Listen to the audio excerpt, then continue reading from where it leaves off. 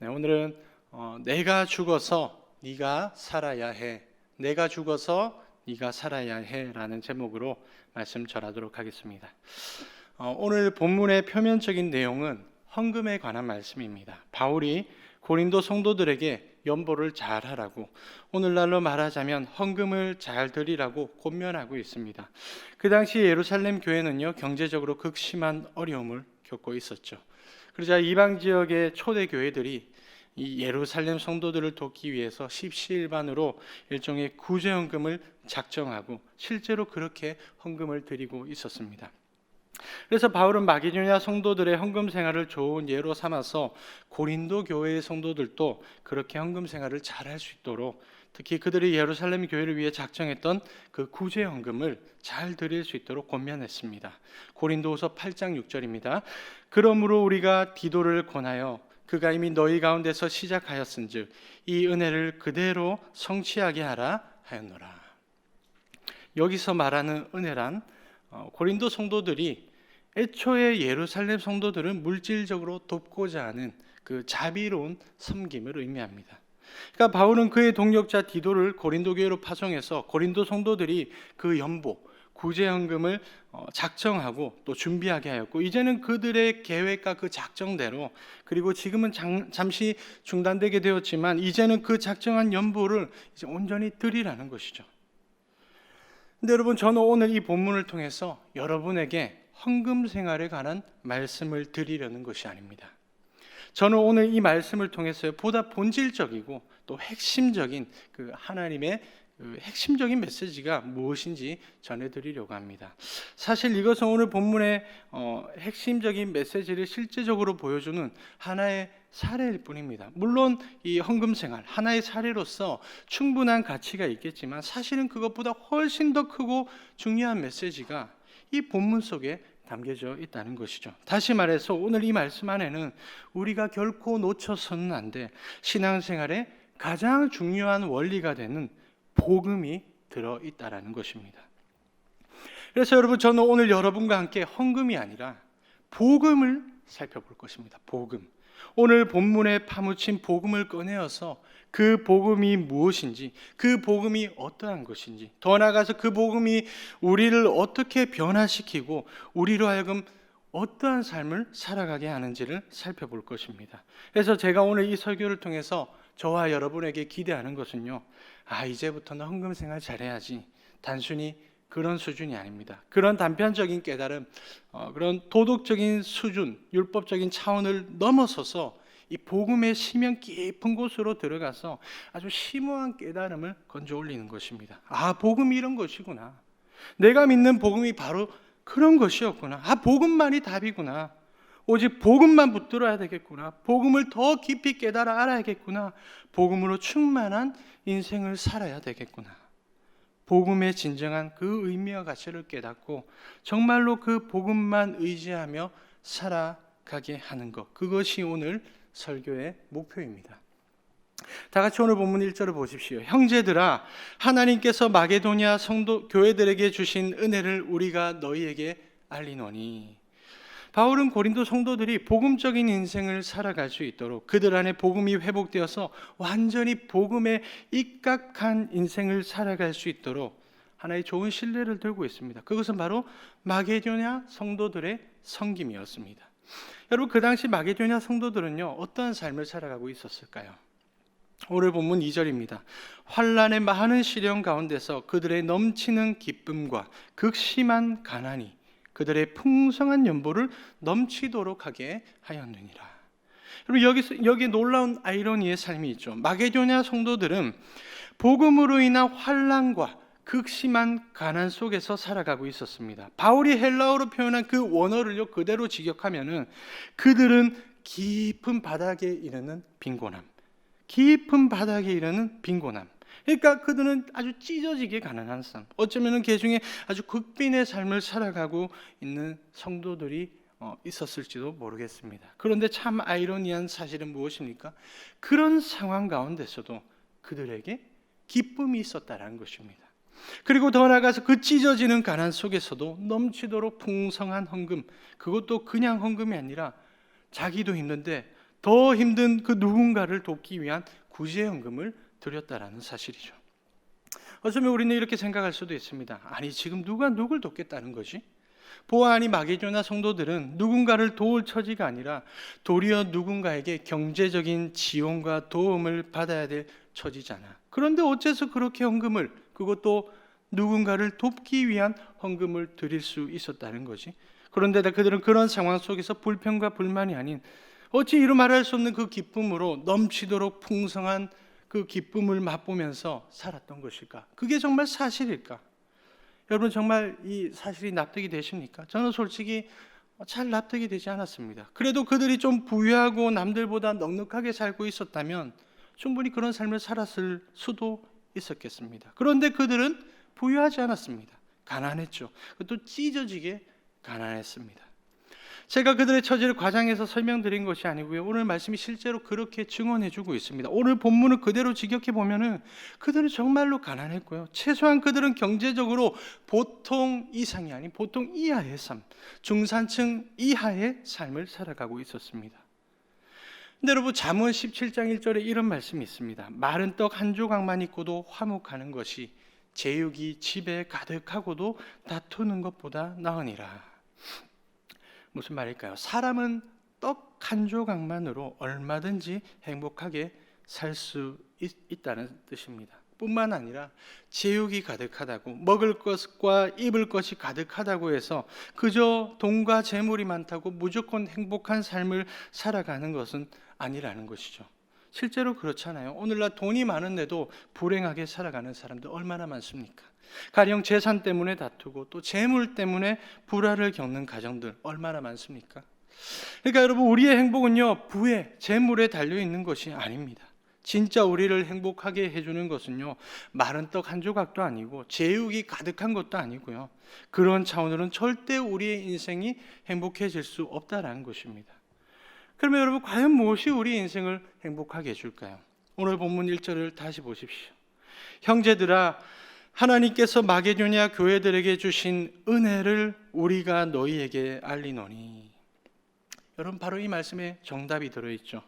그 당시 마게도냐 성도들은 찢어지는 가난 속에서도 함께 즐거워하고 기뻐하며 행복하게 살아가고 있었습니다. 그리고 더 나아가서 그 적은 것에서도 풍성한 것이 흘러나올 수 있었습니다. 마치 오병이어의 기적과 같은 역사가 일어날 수 있었던 이유, 여러분, 그 이유는 바로 하나님께서 그들에게 베풀어 주셨던 그 은혜, 하나님의 은혜가 그 행복의 원천이었습니다. 여러분, 오늘 본문 1절에서 말하는 그 은혜가 어떤 은혜입니까? 한마디로 하나님의 도우심이죠. 하나님께서 그들의 필요했을 것을 넉넉히 채우시고 그들의 인생 가운데 때를 따라 돕는 은혜, 더 나아가 그토록 어려운 상황에서도 연보에 참여할 수 있도록 충분히 채워주시고 그야말로 시시때때로 도우시는 하나님의 그 자비롭고 은혜로운 손길이 그들과 늘 함께하고 있었기 때문에 그들은 그런 위대한 아이러니의 삶을 살아낼 수 있었습니다. 사랑하는 성도님들, 저와 여러분 모두 정말로 풍성한 기쁨, 또 넘치는 은혜로 살아가기를 소원하십니까? 그러면요, 그 소원을 재물에 두지 마십시오. 돈에 두지 마십시오. 우리가 그 소원을 온전히 하나님께만 둘 때, 다시 말해서 그 소원을 그분의 은혜와 그분의 도우심에 두고 살아갈 때 우리는 어떠한 상황과 어떠한 형편 속에서도 넘치는 기쁨, 또 넘치는 은혜로, 그리고 더 나아가서 오늘 본문의 그 마게도냐 성도들처럼 넘치는 섬김으로 살아가게 될 것입니다. 여러분, 우리는 여기서 한 단계 더 깊이 들어가 봐야 되겠죠. 더 깊이 생각해야 됩니다. 마게도냐 성도들은 하나님의 도우시는 은혜로 살아가고 있었는데, 그렇다면 그 도우시는 은혜는 과연 어디에서 비롯되었던 것일까요? 다시 말해서 그 은혜의 시작, 그 기원, 그 은혜의 뿌리, 그 원리가 무엇이냐는 것입니다. 만약 그들이 단순하게 하나님의 복 주심만을 바라고 기대했다면 그것은 세상 사람들이 종교를 의지하는 것과 크게 다를 바가 없습니다. 우리가 그저 하나님의 도우심만 바라는 것은요, 세상 사람들이 세상의 우상들에게 도움을 구하는 것과 크게 다를 바 없는 기복주의 신앙입니다. 물론 세상의 우상들에게 구할 바에는 하나님께 구하는 것이 100번 1000번 낫습니다. 그런데 우리가 단순히 우리 자신의 필요만을 채우고 구하면서 우리 자신의 배만 불리우는 목적으로 하나님을 섬긴다는 것, 그것은요 자판기 신앙이죠. 다시 말해서 그것은 신앙이 아니라 나 자신을 섬기는 우상 숭배라는 것입니다. 근데 여러분, 마게도니아 성도들은 그런 종교적인 수준으로 살지 않았습니다. 그들에게는 진짜 신앙이 있었어요. 그들은 하나님의 도우심을 바랄 뿐 아니라 그 도우시는 은혜가 어디에서 비롯되었고 어디서 기인하고 있는지 그 은혜의 원리를 잘 알고 잘 붙들고 있었습니다. 그리고 바울은 바로 그런 믿음의 삶을 고린도 성도들에게도 도전하고 있는 것이죠. 고린도 성도들아, 너희도 마게도냐 성도들처럼 살아가야 되지 않겠니? 너희도 그 은혜가 어떤 은혜인지 잘 알고 있잖아. 그들이 믿고 의지하는 그 은혜의 본질을 너희도 그렇게 믿고 있잖아. 여러분, 지금 바울이 고린도 성도들에게 무엇으로 호소하고 있습니까? 마게도냐 성도들이 붙들었던 그 은혜의 본질로 호소하고 있습니다. 그 은혜의 본질이 무엇인지 기억하라는 것이죠. 여러분, 그 본질, 그 은혜의 원리가 무엇입니까? 다 같이 오늘 본문 9절을 보십시오. 우리 주 예수 그리스도의 은혜를 너희가 알거니와 부요하신 이로서 너희를 위하여 가난하게 되심은 그의 가난함으로 말미암아 너희를 부요하게 하려 하심이라. 여러분, 그 은혜의 본질이 무엇입니까? 핵심이 뭐죠? 그 복음이 작동하는 원리가 뭐죠? 그것은 바로 우리 주 예수 그리스도의 은혜, 한마디로 십자가 복음이라는 것입니다. 여러분, 많은 사람들이 십자가를 잘 알고 있습니다. 예수님께서 십자가에 달리시고 3일 만에 부활하신 그 위대한 사건을 너무나도 잘 알고 있죠. 저희 집에 6살짜리 딸아이가 있습니다. 제가 이제 6살이 되었으니 이쯤은 알겠지 하고 물어봤어요. 하이야, 예수님은 어떤 분이시니?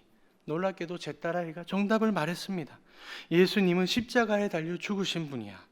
여러분, 놀랍지 않습니까? 고작 6살밖에 안 되는 그 꼬마 녀석이 이 놀라운 역사적인 사실을 알고 있습니다. 근데 여러분, 객관적으로 바라보면요, 제 딸이 그런 대답을 한 것이 그리 놀라운 것은 아닙니다. 제 딸이니까 제가 기특해 보였던 것이지, 사실은 교회를 다니는 꼬마아이들도 이 사실을 잘 알고 있습니다. 꼬마들은 물론이고요, 교회 밖에 세상 사람들도 예수님이 십자가에 못 박혀 죽으셨다는 그 역사적인 사실 하나 정도는요, 지식적으로 다 알고 있어요. 예수님을 믿지 않는 사람들도 십자가에 달려 죽으셨다는 그 사실 다 상식으로 알고 있잖아요. 그런데 문제는 뭐죠? 그 사건의 메시지, 그 십자가 사건이 우리에게 무엇을 말해주고 있는지, 그 십자가의 내용은 무엇이고 의미는 무엇이고 그 십자가에 어떤 가치가 들어있는지, 그것에 대해서는 전혀 모르거나 완강하게 부인하며 살아간다는 것입니다. 여러분, 예수님께서 십자가에 달리신 그 사건이 우리에게 말해주는 것이 뭐죠?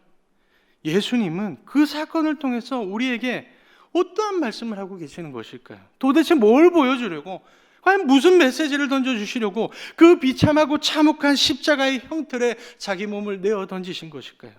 오늘 말씀 9절에서 바울이 그 십자가의 메시지를 이렇게 증언하고 있습니다. 부요하신 이로서 너희를 위하여 가난하게 되심은 그의 가난함으로 말미암아 너희를 부요하게 하려 하심이라. 여러분, 우리가 잘 알고 있는 대로 십자가의 형벌은 로마 시대의 가장 끔찍한 형벌이었습니다.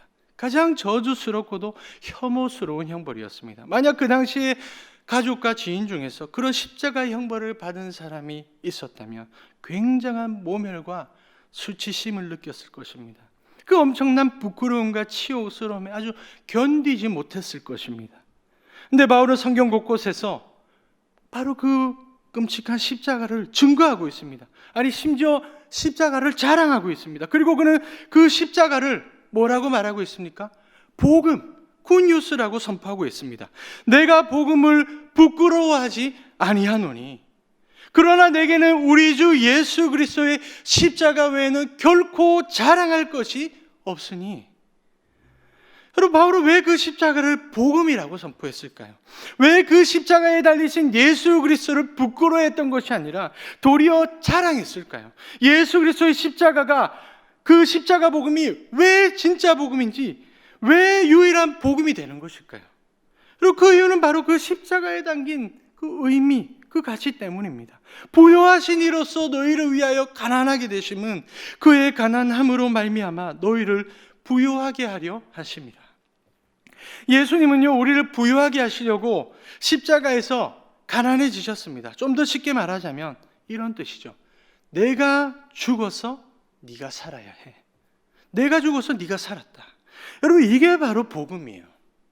예수님께서 우리를 살리시려고 자신께서 죽으셨다는 사실, 세상에서는 결코 찾아볼 수 없는 아주 진귀한 풍경입니다. 누군가를 살리기 위해서 자신의 생명을 내어주는 그 사랑과 희생, 헌신과 섬김, 그 유일하고도 보배로운 가치가 바로 그 십자가 죽음에서 발생하였기 때문에 그 역사적인 사건만이 모든 인류에게 복음이 되는 것이고요, 바로 그 예수 그리스도의 복음 안에서만 하나님의 모든 은혜들이 넘쳐 흐르게 된다는 것입니다. 예수님은 이 말씀을 마태복음 20장 28절에서 이렇게 표현하십니다. 인자가 온 것은 섬김을 받으려 함이 아니라 도리어 섬기려 하고 자기 목숨을 많은 사람의 대속물로 주려 함이니라. 쉽게 말하면 이런 뜻입니다. 내가 죽을 테니 대신 너는 살아라. 그리고 요한복음 12장 24절에서는 또 이렇게 말씀하시죠.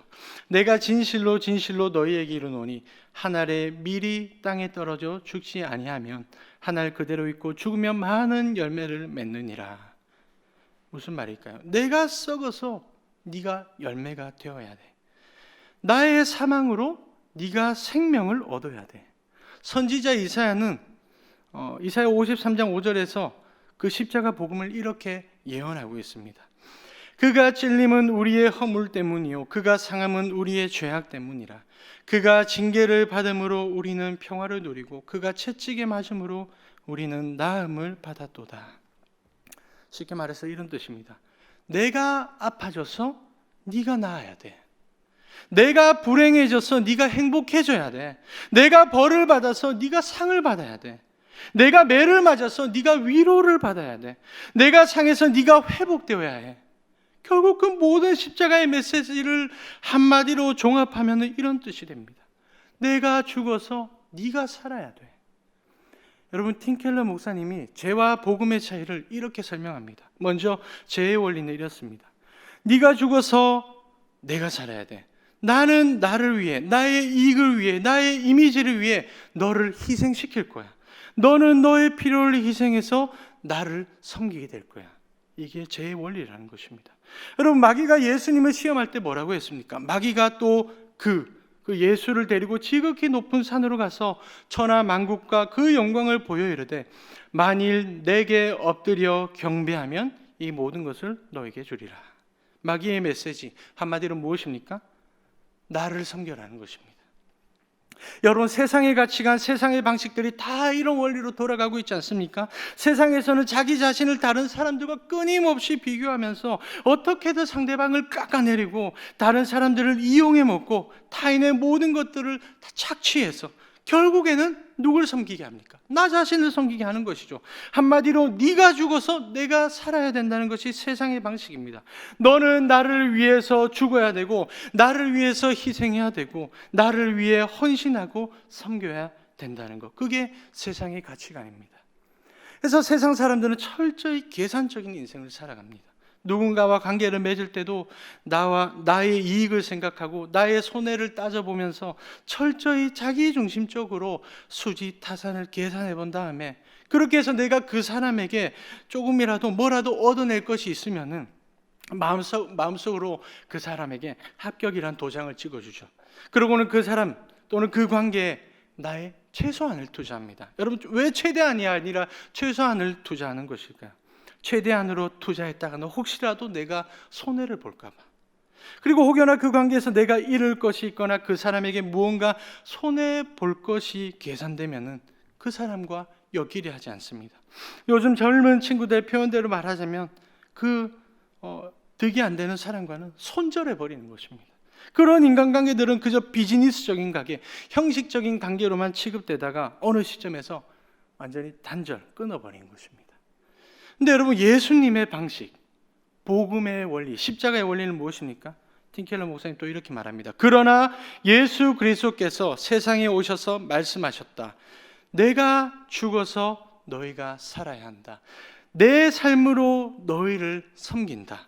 너희를 위해 내 생명을 쏟는다. 내가 너희를 위해 희생한다.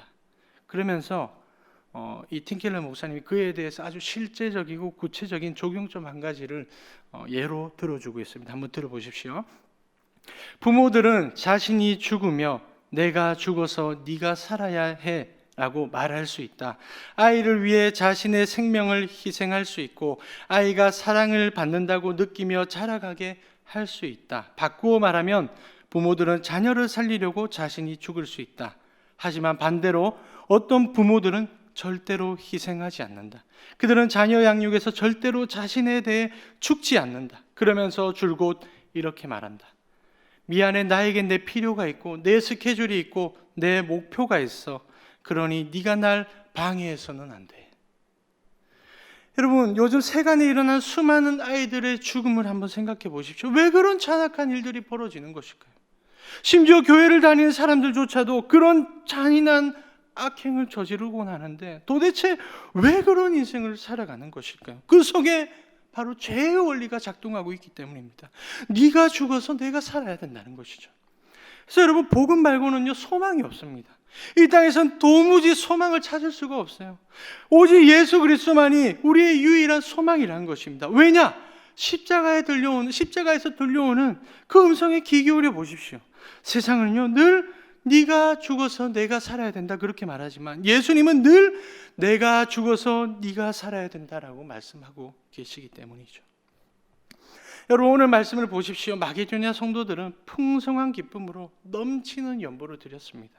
그들이 돈이 많아서가 아니죠. 갑자기 많은 돈이 막 불어나서 그랬던 게 아닙니다. 예수 그리스도의 그 복음, 십자가가 그들 안에서 역사하고 있으니까 그런 삶을 살지 않을 수 없었던 것입니다. 그래서 여러분, 우리가 복음의 감격을 회복하지 못하면요 자꾸만 우리 마음이 인색해져요. 바꾸고 말해서 우리가 복음을 알고 그 복음의 너비와 길이와 높이와 그 풍성함을 어떠한지를 깨닫고 그 복음의 은혜와 사랑으로 정말 충만하게 될 때 그제야 비로소 우리 삶 가운데 베풀미, 섬김이, 희생과 헌신이 나타난다는 것입니다.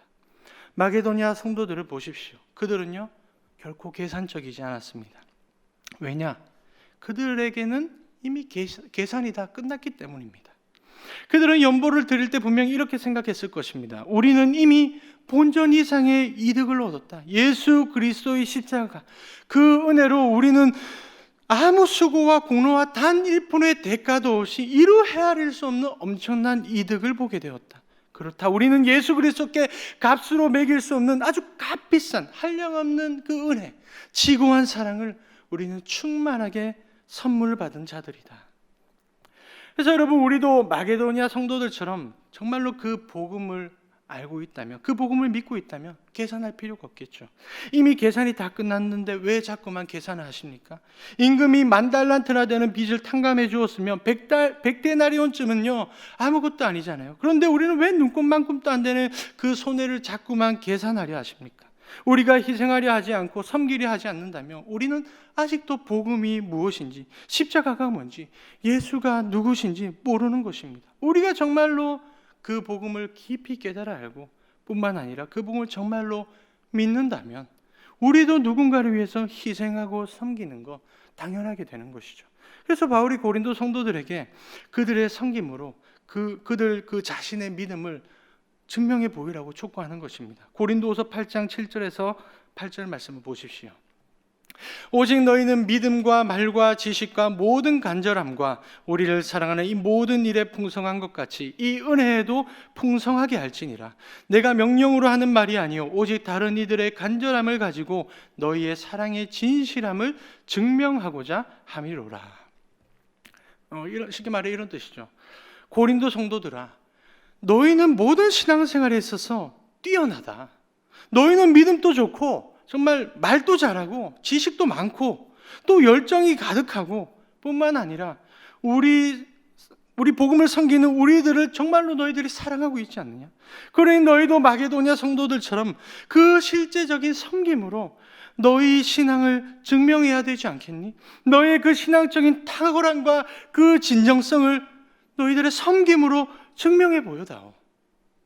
그럼 어떻습니까? 섬김의 삶을 살아간다는 것 쉽습니까? 어렵습니까?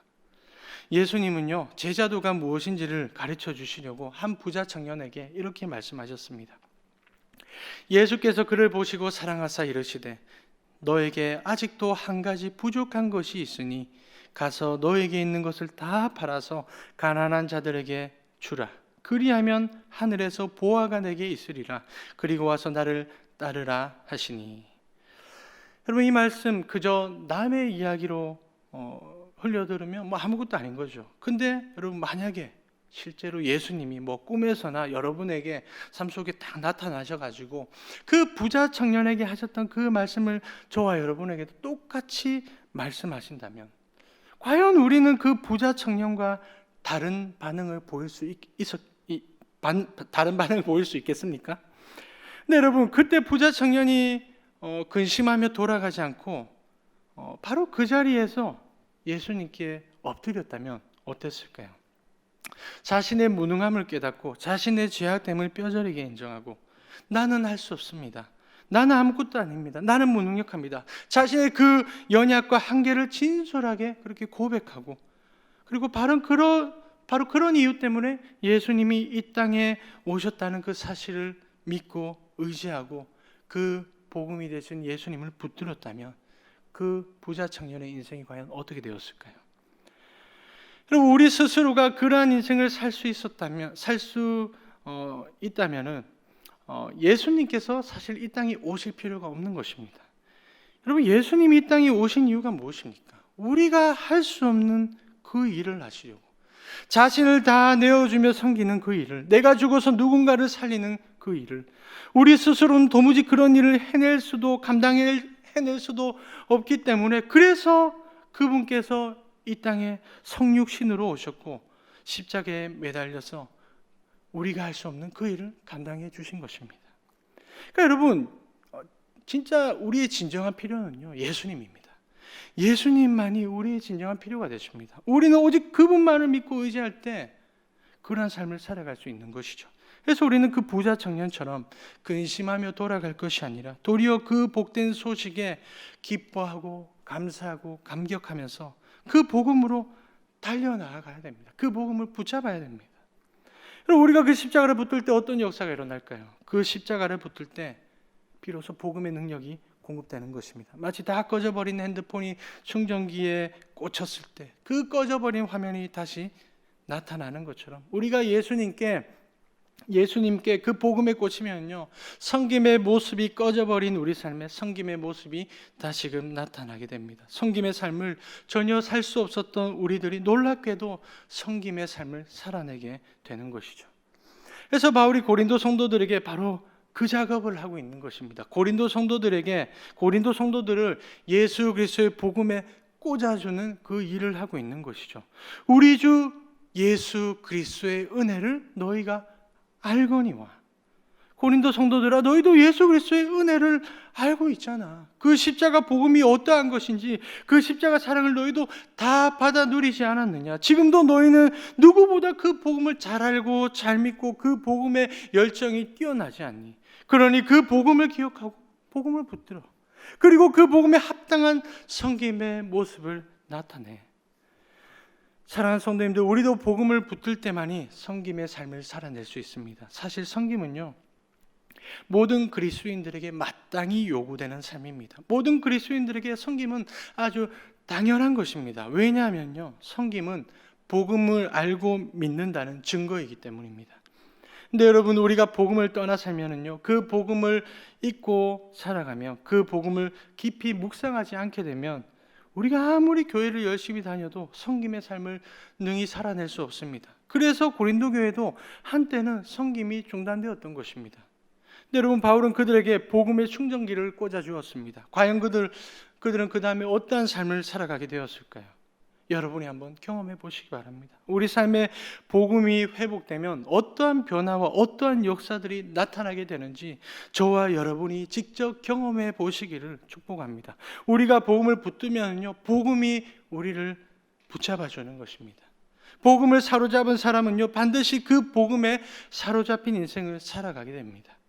그러니 여러분, 당장에 무언가를 섬기려 하기보다, 어떤 일을 하려 하기보다 먼저는요, 예수 그리스도께 나아가시기 바랍니다. 우선은 십자가 앞에 엎드리십시오. 그 십자가에 달리신 예수님을 깊이 묵상하십시오. 그리고 십자가에서 울려 퍼지는 그 주님의 세미한 음성에 귀 기울이시기 바랍니다.